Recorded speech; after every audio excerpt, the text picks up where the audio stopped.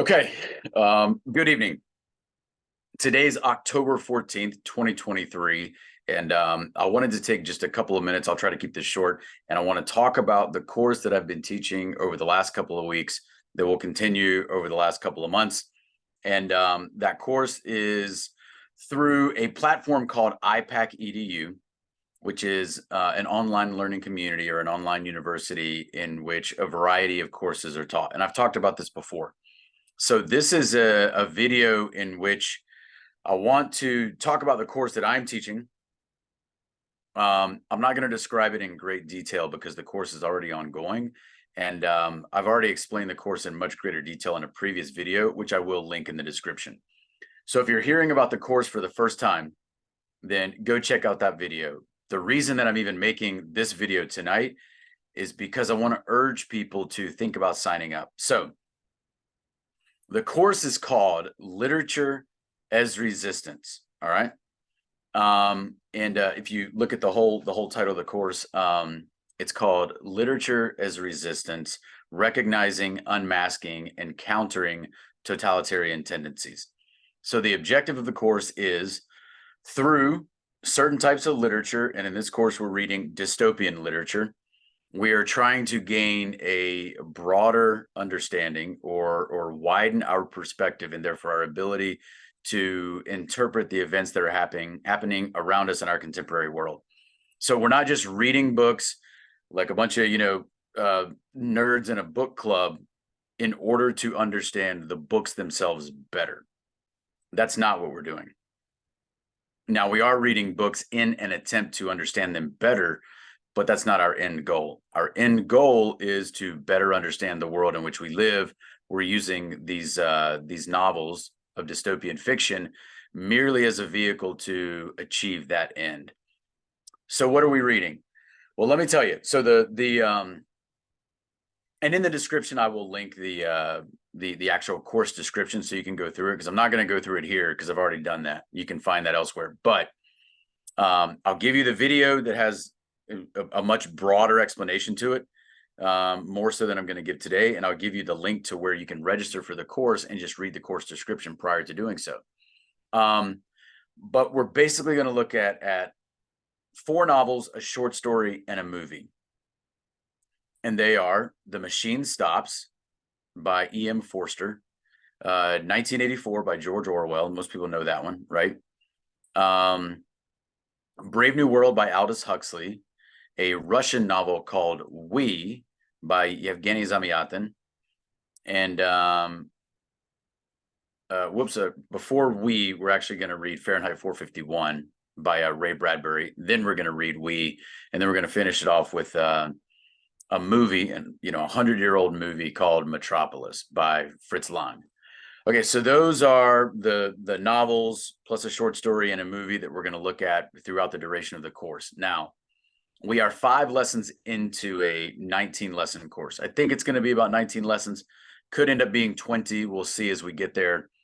But the point is, we're a short ways into the course, which means after a couple of intro lessons, the first couple of meetings or classes, then we read The Machine Stops, which we have already read and we've analyzed. Now, this is a very short 40-page short story. It's a great kind of primer into dystopian literature if that's new to you, or if you just haven't read in a while.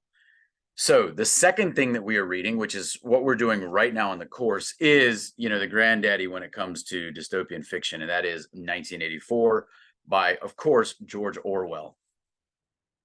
So we're going to spend a couple of lessons going through this book right here. If you're going to understand dystopian fiction, and even if you're going to understand what's going on today, you have to have some familiarity with 1984. I mean, just certain terms like Big Brother or thought crime, like these terms and ideas that have come out of 1984, they are such a rich part of our understanding to a degree that they're part of kind of our cultural milieu. Well, that's happened because of the significance of 1984 over time. So in order to really understand what's going on today, you kind of just have to understand 1984. So that's why we're reading it. So we just had our first lesson on analyzing the first portion of 1984. It's divided into 3 sections. So we've read section 1. We are reading section 2 now in preparation for next week's class, and then section 3, etc. So you can still sign up. If you were to sign up right now, and like I said, today is October 14th, you can sign up through October 16th. So you got a couple more days, but you got to make the decision quick. If you were to sign up, yeah, you're 5 lessons behind in a 19 lesson course. That's true. So what happens? You get the links to all the previous lessons so that you didn't really entirely miss out on that. You can still go back and either watch or listen to those recorded presentations and the discussions, etc. And then you just jump right in where we are. And in reality, all you missed a couple intro lessons, which you can go back and listen to.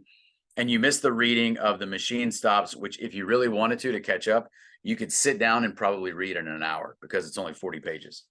So my point is, you can still easily catch up. And maybe you jump in and you say, hey, listen, I just can't go back and read what you've already read. No problem. I got it. Then just jump in with us right now with 1984 and you'll be fine. Here's the deal. We got a great class. We've got some people who are, we just have a variety of students in the class. I say students. We have people in the class who have MDs or PhDs. We have people in the class who are published authors. And then we have plenty of people who are just normal people. Education levels vary, backgrounds vary, certain perspectives vary, and that's fine.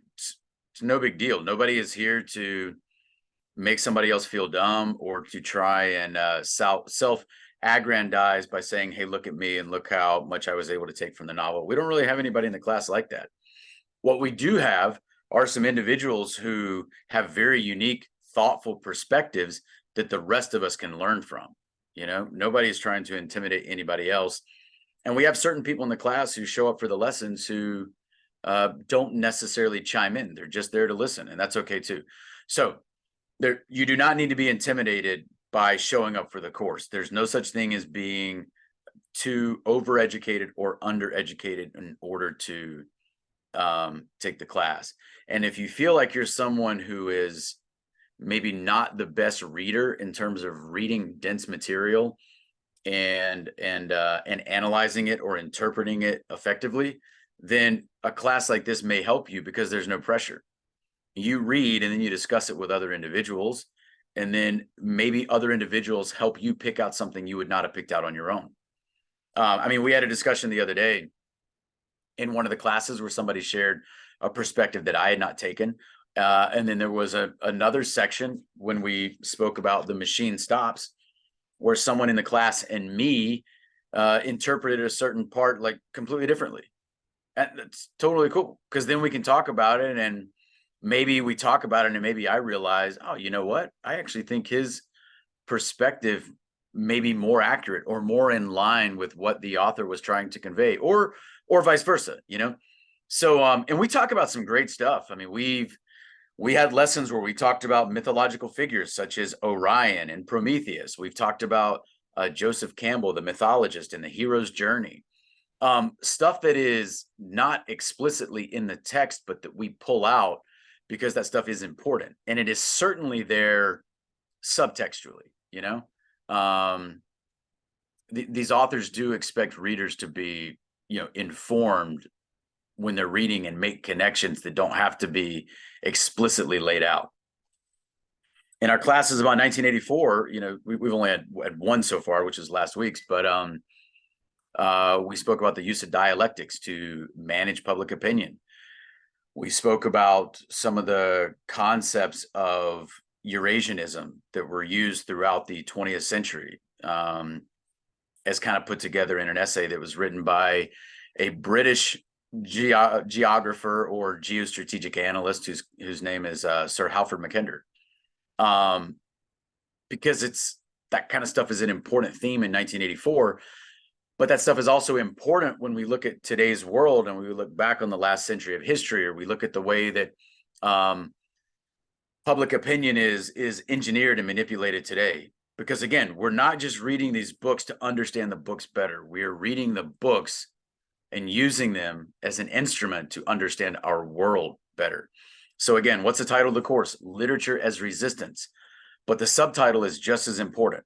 And the subtitle is Recognizing, Unmasking, and Countering Totalitarian Tendencies.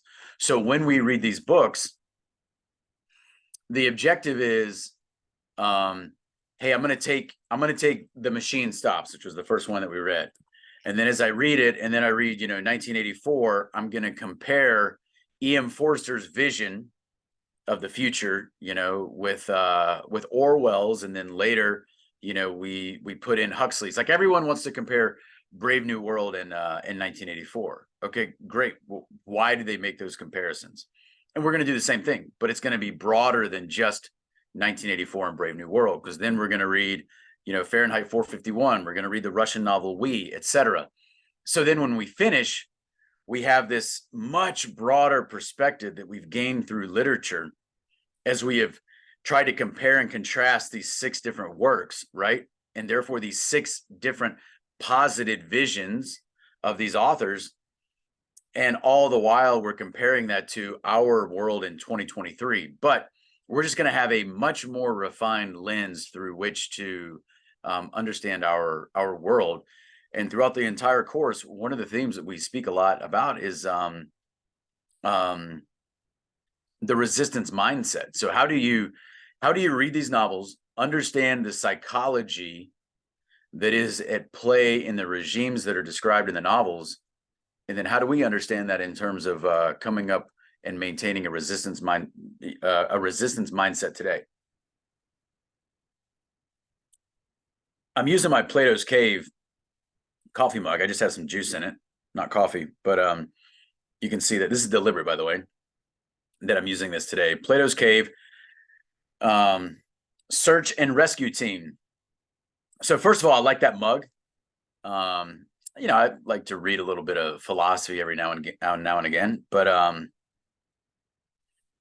the themes that are extant in Plato's allegory of the cave, which is found in the Republic, is something that I think applies just through and through in today's world, and the process of kind of exiting the cave or waking up to how the world really works. But I also think that theme is very present in the works that we've read. So when we read The Machine Stops, we spoke a little bit about the allegory of the cave. So, in summation, I think this course is great, not because I'm teaching it, I'm learning a lot too, but above and beyond just quote unquote teaching the course, and there are plenty of students in the course that are, smarter than me, but the value in the course comes from being able to talk with others.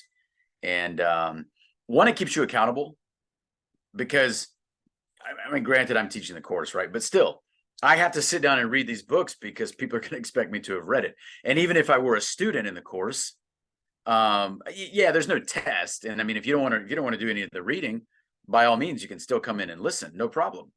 You don't want to do any of the reading, you are free to do none of the reading.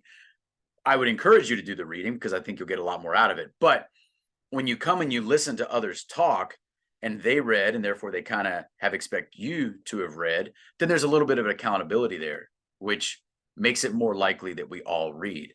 So, so just the chance to read and discuss these books, I think is hugely valuable. Not enough people read these days. That's just true. More people need to read, and more people need to read with an appropriate lens for interpreting what they read. And that's what we're trying to do. We're trying to develop our ability to read at a higher level, or at what I've called a synoptical level of reading. And you can go check out one of the earlier lessons or look that term up, but basically it means as we read multiple books, we want to read in such a way that we are bridging together themes that are in the books, but in a type of in a type of way that implies a synthesis in our reading, in which we are able to see themes that are not even explicitly laid out in any of the books. They're there, but we're making connections and we are creatively thinking and able to apply in such a way in which there's like a synergistic effect in our reading and our understanding. So again, that's not inventing things or connecting dots that aren't there. What it is that your reading of these multiple books, it's kind of taken on a synergistic effect where your overall understanding from all the books is greater than the sum of the understanding of each of the individual books. So don't be intimidated if you want to sign up. The accountability of reading along with other people, again, there's no tests, but the accountability of reading along with other people is another reason to sign up. And then a third reason is we all need to be better about understanding what's going on in our world. Even those who have, I would say, been quote unquote awake for a long time as to what's going on in the world. Even those of us who might say we've, been kind of hip to how things work and don't work for, I don't know, a decade and a half, or whatever it might be for you. Even our understanding of the world over the last 3 to 3.5, 4 years now has grown. And so if we thought the world was crazy before, the last 3 to 4 years has shown us that we've gone to a whole new level of crazy. And then I would say in the last week, with what has just happened, we've gone to another level of just tension and turmoil and insanity in the world. And so in this course, we want to, again, we're not just reading so that we become experts on George Orwell or 1984. We're reading so that we have a far greater ability to understand the world in which we live, because we've gone through some of these texts, which are crucially important, and we've gleaned some insights from them. So again, I will put a description to a previous video that I made in which I gave a better description as to what the curriculum is and why I chose it. For example, why are we reading We, or why are we going to watch Metropolis? And then I will put a description in the link. I'll put a link in the description below to where you can find the course and sign up. And then, but you've only got another day or two to sign up. So I think it's worth it. I think it's a great course. I am super happy to be a part of it. And the people in the course are fantastic.